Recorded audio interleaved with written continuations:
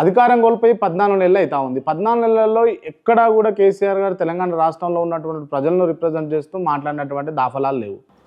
దాన్ని పక్కన పెట్టి అమెరికా పోవాల్సినటువంటి పని ఉన్నదని 14 నెలలు అవుతుంది కాబట్టి ఇప్పుడు రికవర్ అయ్యండి. సంపూర్ణంగా రికవర్ అయ్యిండు. రికవర్ అయ్యింది కాబట్టి పోదామని అనుకుంటుండేమో. తప్పేముందండి అలా. ఎందుకు దాఖలాలు లేవండి? ఇప్పుడు 2-3 సార్లు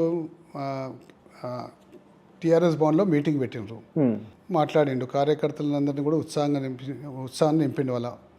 వాళ్ళకు మనోధైర్యాన్ని ఇచ్చిండు. ఎస్ మనం పోరాడదామని చెప్పిండు.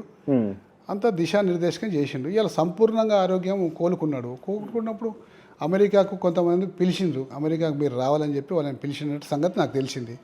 వాళ్ళ కోరిక మేరకు అమెరికా పోదామని చెప్పి అనుకున్నాడేమో. అంతే, అదే రీజన్. అంతే, వేరే ఏముంటుందండి. ఓకే, మొన్న బర్త్డేకు మీరు పోయి కలిసి వచ్చారా సార్? కలిసి వచ్చిన. ఓకే, ఏమంటున్నారు మీతో? ఇక చాలామంది ఉండే విజిటర్స్ కలిసినాము, విషెస్ చెప్పినాము, వచ్చేసినాము. అంతవరకు అంతే.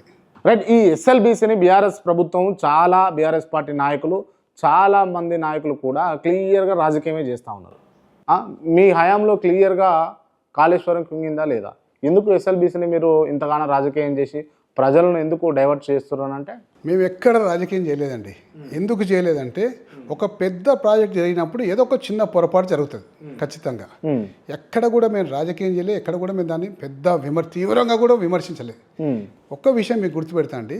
ఈ సంవత్సరం ఈ 14 నెలల కాలంలో, ఈ 15 నెలల కాలంలో కాంగ్రెస్ పార్టీ ప్రభుత్వం వచ్చిన ఈ 15 నెలల కాలంలో ఖమ్మంలో పెద్దవాగు మొత్తం కొట్టుకుపోయింది, కంప్లీట్ కొట్టుకుపోయింది ఖమ్మంలో పెద్దవాగు. అలాగే నల్గొండ జిల్లాలో సుంకేశ్లో కూలిపోయింది. మరి మహబూబ్నగర్ జిల్లా ఒట్టెం పంప్ హౌస్ మొత్తం మునిగిపోయింది. ఇవన్నీ కూడా పెద్ద ప్రమాదాలే. కానీ ఏ ప్రమాదం మీద కూడా బీఆర్ఎస్ పార్టీ ఇంత తీవ్రంగా కానీ లేకపోతే రాజకీయం కానీ ఎక్కడ కూడా చేయలేదు. ఎందుకు చేయలేదంటే ఒక పెద్ద కార్యక్రమం జరిగేటప్పుడు చిన్న పొరపాట్లు దొరుకుతాయి.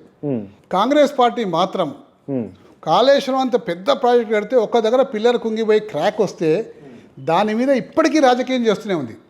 ఈ రోజు వరకు కూడా ఒక కమిటీని వేసి ఆ కమిటీ కొంతమందిని ఎంక్వైరీ చేసింది. వాళ్ళు వచ్చిన ఫోటోలు పేపర్లలో గీపర్ల దాని మీదకి వాళ్ళ నాయకులు మాట్లాడేది ఈరోజు కూడా ఇప్పటికీ రాజకీయం చేస్తుంది. అది వాళ్ళు గ్రహించాల్సింది ఏంటంటే పెద్ద ప్రాజెక్టులు పోయేటప్పుడు చిన్న పొరపాట్లు దొరుకుతాయి. కానీ ఆ పెద్ద ప్రాజెక్టుల వల్ల ప్రజలకు ఎన్నో రకాల ఉపయోగాలు ఉంటాయని చెప్పి రాజకీయం చేయకూడదన్న ఒక ఇంగిత జ్ఞానం ఆ పార్టీకి ఉండాల్సిందే. కానీ అది ఇంగిత జ్ఞానం లేకుండా దాన్ని ఇప్పటికీ రాజకీయం చేస్తూనే ఉంది. ఇలా ఎస్ఎల్బీసీ కూలిపోయిందండి. మా నాయకులు ఎప్పుడంటే హరీష్ రావు గారు మొన్న పోయినరు అంటే కూలిపోయినాక చాలా రోజులకు పోయినరు. ఎందుకు పోయిందంటే కనీసం పరామర్శించినట్టు ఉండాలి, వాళ్ళ కుటుంబాలని అక్కడ ఉన్న వర్కర్లకు ధైర్యం చెప్పాలని చెప్పి పోయిన. రాజకీయం చేస్తాం కాదు, రాజకీయం చేస్తాం కానీ అక్కడ రానిలే వాళ్ళు. రానియకుండా ఆపేసి లోపలికి పంపించారు కదా. తర్వాత గట్టిగా మందలిస్తే అప్పుడు పంపించినాక దాని తర్వాత ఉత్తమ్ కుమార్ రెడ్డిని ఇరిగేషన్ మినిస్టర్ కలుద్దామంటే కలవనీయలే. మళ్ళీ కలవనీయకుండా సైలెంట్గా ఒప్పుచేసిండ్రు. అంతేగాని రాజకీయం చేయాలన్న ఉద్దేశం లేదు, రాజకీయం చేద్దామన్న ఆలోచన కూడా లేదు. ఓకే, వీళ్ళు కాంగ్రెస్ వాళ్ళు మాత్రం రాజకీయం చేస్తారు. సార్, చివరగా కాంగ్రెస్ ప్రభుత్వం విఫలమైంది ఎక్కడ అని అంటే మీరు ఏం చెప్తారు? అన్నింటిలో విఫలమైందండి.